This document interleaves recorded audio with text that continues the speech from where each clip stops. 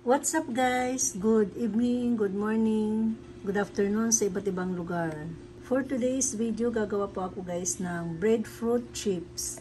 Yan po siya guys. Ito po yun guys nung hindi pa nabalatan. Yan. Yan. Rimas sa Tagalog at sa lugar po namin sa Bisaya, ang tawag po dito ay dimas. Sa lugar po dito sa Saipan, tawag nila ay limay. Ayan. Breadfruit sa English.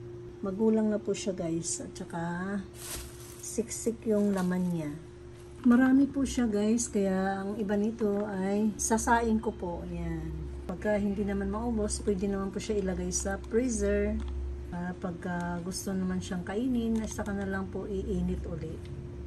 Ni-slice po natin siya ng maninipis para po siya pagka pinirito ay yun, magiging yan, chips. Pero bago po yan, ibabad po muna natin sa suka. Lagyan na rin po natin ng asin para magkaroon po siya ng lasa. Ito po yung nakababad na 12 hours ko siyang naibabad sa suka since last night. Ngayon guys, ang gagawin natin ay ipiprito natin siya. Magpainit muna po tayo ng mantika guys. Ayan. Prito na po tayo.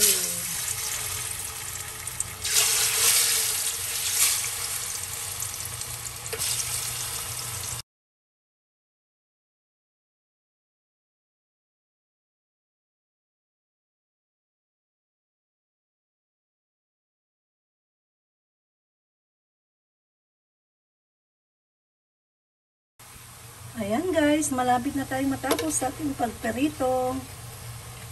Malapit na siyang maluto. Ito na po guys ang finished product ng ating breadfruit. Yan, breadfruit chips. Ayan, pagpuran na po natin ng asin. Yan. Pwede naman din pong asukal. Optional naman po kung ano yung gusto nyo. At ito naman po yung aking sinaing na breadfruit. Yan. Organic chips. Yan po guys. Subukan po natin gumawa ng organic na pang-snack para sa ating mga anak. Yan. Kung wala po sa lugar ninyo ang rimas, dimas, or limay, pwede naman po ang banana. Saging na hilaw, yung berli pa. Gayatin lang po ng manipis, tapos ibabad po sa tubig na may suka, lagyan ng konting asin. Babad po siya ng 12 hours. Yan po. Para po maging crispy. Kain tayo guys. Masarap. Thank you guys for watching. Maraming salamat sa walang sawang suporta. See you on my next video guys. Thank you so much. Bye!